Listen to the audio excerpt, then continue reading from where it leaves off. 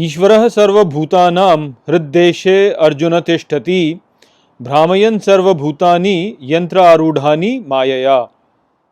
Hello friends, this is the 61st shlok of the 18th chapter of Bhagavad Gita, and today we will understand this shlok in detail. So let's first go over its meaning. So the shlok says, Ishvarah sarva bhutanam, which means in all the beings, God. Hriddeshe Arjuna tishtati, which means sits in the heart, O Arjun. Brahmayan sarva bhutani, which means makes all the beings to wander. Yantra rudhani mayaya, which means sitting on a machine through maya. So here Shri Krishna is saying that in all the beings, God is situated in the heart and makes all the beings wander through his own material energy. That material energy is maya. So he is basically using all the beings as machines and making them wander in this world by his material energy. So on the surface, this statement of Shri Krishna seems to be quite cliched, in that he is saying that God is sitting in the heart of every being. So this statement has been reiterated so many times. So many times people say, "Oh, God sits in your heart. God sits in your heart." So the thing is that this statement has been made so many times that the importance of this statement has sort of diminished, because people just say, "Oh yeah, everybody says that God sits in your heart." So let's try to understand this statement completely. Now that we are almost coming to the end of Gita, it's very important that we understand what Shri Krishna is saying over here, in what context he is saying, and what he is saying. So this video is going to be pretty long, because it's basically the summarization of the teachings of Shri Krishna, and so what he's trying to say over here is something which is very uncomfortable. It will be very uncomfortable for most of the people to understand it, and so many uncomfortable things we have to get comfortable with before we can understand what Shri Krishna is saying. So we ended up previous shlok by the common objection with regards to Shri Krishna telling Arjun to not go against his inherent nature. So basically the objection was that if I am under the influence of Maya, then I have no free will, which will mean that if my nature is to be angry, or my nature is to be greedy or lazy, then I should just let it be and not try to correct it, because I am under the influence of Maya. This is a very confusing way of looking at things, and there is a lot of discussion that goes on, wherein people talk about free will. They say, do we have free will or do we not have free will, and how should the society determine the laws. So the fundamental flaw in this whole point of view comes from the very wrong outlook of how we look at this world. The people who are talking about all these free will thing, they are starting from a wrong point of view itself, and therefore all their conclusions end up being wrong. So if you were to get the right point of view, then you will understand the problem, and you will understand the solution to the problem, as to, do we really have free will or do we not have free will. So this objection that has been pointed out over here, that if I am under the influence of nature, then I don't have any free will, and if I don't have any free will, then I should not really try to correct myself, and so I should just behave in a bad manner. This is a very legitimate objection, because if you tell somebody that you are not in control of anything, I am controlling you, then that person can start behaving in a wrong manner, because he will say, oh, I am not in control, so I can just do whatever I want, I can eat whatever I want, I can behave in whatever way I want, because I am not in control. So this is the problem. The controlling of one's behavior is indeed needed. If you won't control your behavior, then your behavior will start to become bad and worse and worse and worse. But the problem is not correctly understood over here. If we try to control things, then also it's a problem, as we understood in the previous shlok. Even if you try to control it, then also there is a problem. You cannot really suppress your own behavior. So then what to do? What to do then? So what we have to understand over here is that all these wrong behaviors, anger, anxiety, lust, greed, etc., they all are arising in us because of the wrong understanding of Maya. If we try to forcefully control them, then it is not going to not going to solve our problem. We have to first have the right knowledge. So the first and the foremost thing that we have to understand is that Maya is the power of God. It is God who is making us do all these deeds. So if somebody is killing someone, then it's God who is making that person do it. If somebody is being greedy, then God is making that person being greedy. So don't say that oh, this is something which is bad, inherently bad for that behavior. So God is inherently good. Therefore, his energy also is inherently good, which implies that our inherent nature, which has been influenced by Maya, is also good. This means that all actions performed in this world are good. Not even one is bad. All actions are good. I'll re emphasize it. All actions are good. Not even one is bad. So they only appear bad to us because our limited point of view cannot really comprehend the complete picture of it. Our intellect is limited, it is one dimensional, it can only look at things from one point of view. So it doesn't have the capacity to understand the true significance of an action. So the problem is not with Maya. Maya is good. Maya is the energy of God. Maya is the power of God. So how can it be bad? It will be good. The problem is with us not willing to accept what Maya is doing and be happy with what Maya is doing. So let's understand it from a practical example. And please use caution, because if misunderstood, you will basically go in the wrong direction and you will not understand anything. It will be very dangerous for you. So use lot of caution in terms of what has been said over here.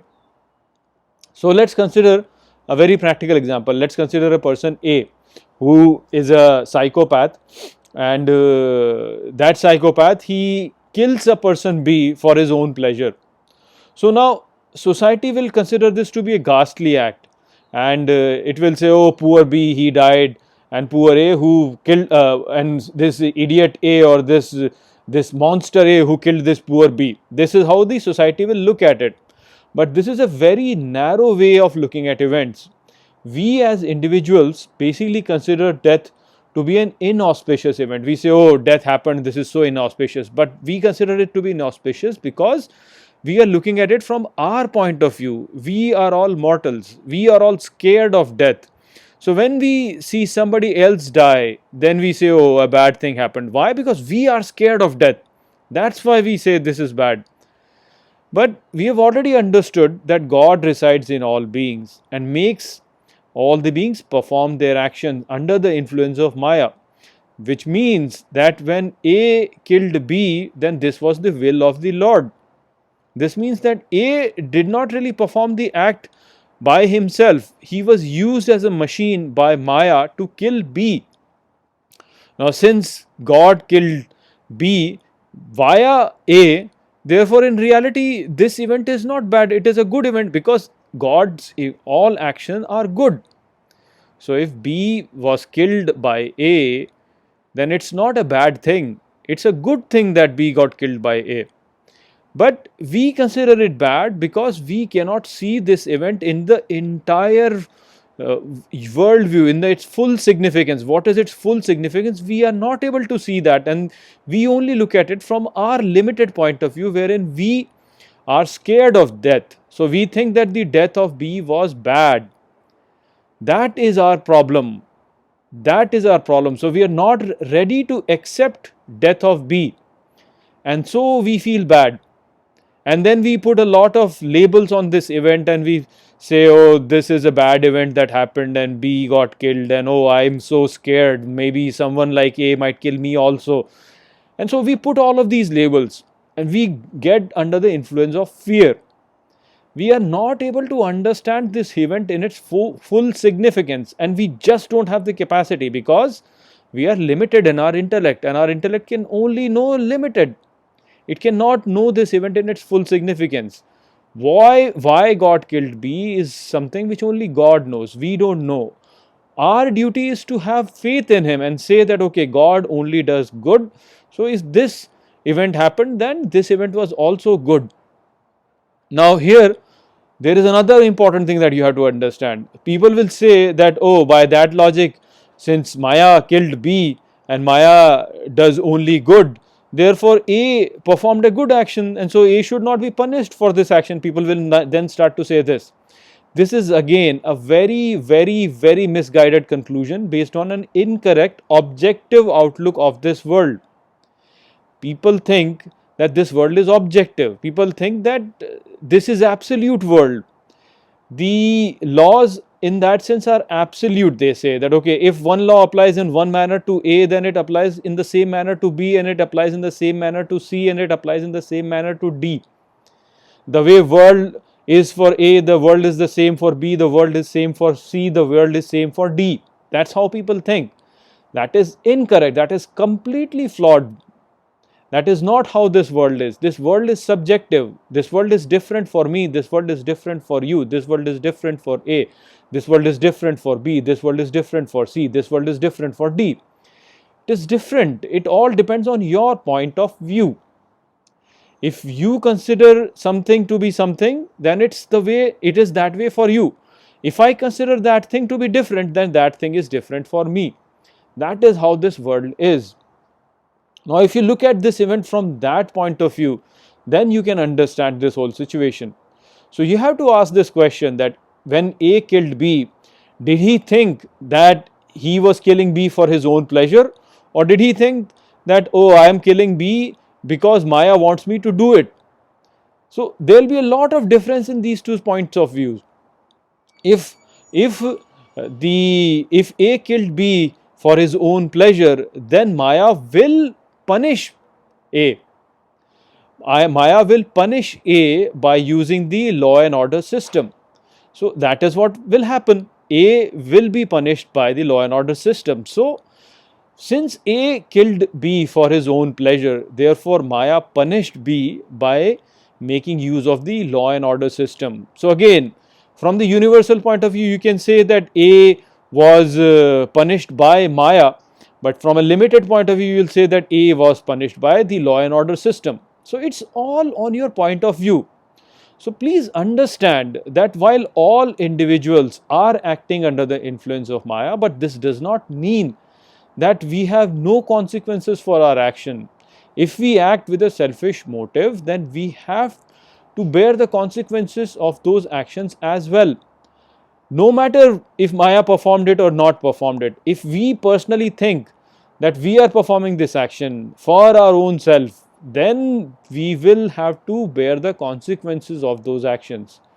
Maya will do whatever Maya wants to do. Maya has nothing to do with this whole your identification or non-identification. Maya will do all its thing. But if we are identified with the action, then we have to bear the fruits of those actions. If we are not identified with our actions and thinking that Maya is doing all of these things, then there are no consequences of those actions. So this is what you have to understand. It's very subtle, but people don't understand this. People don't understand this because their whole point of view is twisted. They don't look at this world from the right point of view. So if you do something bad for your own personal benefit, then you cannot escape its consequences by saying that Maya did it. Maya will act through you no matter what. But if you want to share the credit of the action, then you have to be ready to take the blame of your action as well. The hypocrisy of our ego is that it wants the credit, but it does not want the blame for an action. So how many times have you seen people take credit for their success, but they will blame God for their failure? This is exactly the problem that we have. We become angry, greedy and lazy because instead of letting Maya do her work and not judge her work, we bring our ego in between and we start judging it, or we start to take credit for that action. This is where the actual control has to be given up. This is where the actual control is needed. Again, this is a contradictory statement that I'm making, that the control has to be given up and control is needed. What basically I'm saying over here is that the control that we say, oh, we have to have control on our behavior, that control is needed over here in terms of letting go of our ego. We always bring our ego in between. If we can let go of this ego by letting go of this control, so we have to control ourselves from controlling. That is what we have to do. We have to let go of our ego. We have to understand that this ego is no agent. We are not performing our actions for our own ego. We are just performing these actions under the influence of Maya. So if you understand this, then the entire problem of life is solved. Entire problem of the life is solved if you can understand this. That in all activities that are going on over here, Maya is an agent. Maya is the real one who is doing it. We are not the agents. So if somebody does something, we should not really judge that person by saying, oh, that person is bad because he did that bad thing. We should just say, Maya did it. So Maya did it. That's it. That person is not bad. He is just a tool. And then again, in my actions also, I should say that if I performed an action, I did not do it. It is Maya who did it. So I should not be an agent. So if you can understand this, if you can realize this, then you will see God in all actions. In every being you will say God, you will see God. You will not judge anybody's action, and that will free you up. And you will not judge your own actions also, because you will say, oh, God is performing actions through me, so I should not judge my actions also. So that is what you have to realize. You have to realize that this intellect that I have, this ego that I have, whatever it experiences and whatever it does, it's just an illusion. It is not in control of anything. The one who is in control of everything is behind it, and he is the one who is moving everything. And to understand who that is, you have to look at your thought process, and you have to see from where your thoughts are coming. That source from where your thoughts are coming, that is where true independence is. That agent is completely independent. He can act in a completely independent manner. Let everything go to him, and you will be totally peaceful. You will be totally blissful. You will not have any problem anywhere at all. But we foolishly think that, oh, we are thinking, I am thinking, this intellect of mine, this is thinking, I am logifying over here, I am doing it. And then we bring our own things and start judging things and start to, evaluate things, and then become fearful. So this is what you have to understand. So that the Lord is sitting in the heart of all beings, and He is making everybody move like an instrument. So understand this. If you will understand this, it will bring you a lot of independence. So that was the message of this Shlok. I hope that I have explained this Shlok well to you. With that, I'll close this video. I'll see you in the next video. Take care.